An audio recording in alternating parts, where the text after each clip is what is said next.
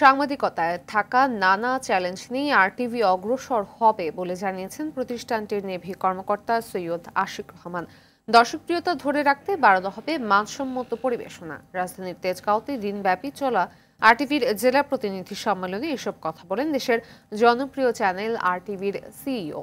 অনুষ্ঠানে আরটিভির head of news Ilias Hossain বলেন, সাংবাদিকতা যাতে সবার মঙ্গলের জন্য হয় সেটা খেয়াল রাখতে হবে। এ সময় দেশের বিভিন্ন জেলা থেকে আসা প্রতিনিধিরা সাংবাদিকতার নানা সমস্যা ও সম্ভাবনার কথা তুলে ধরেন। চুরি ডাকাতি ও খুন খারাপি, মোট কথা এরকম নিউজগুলো কিন্তু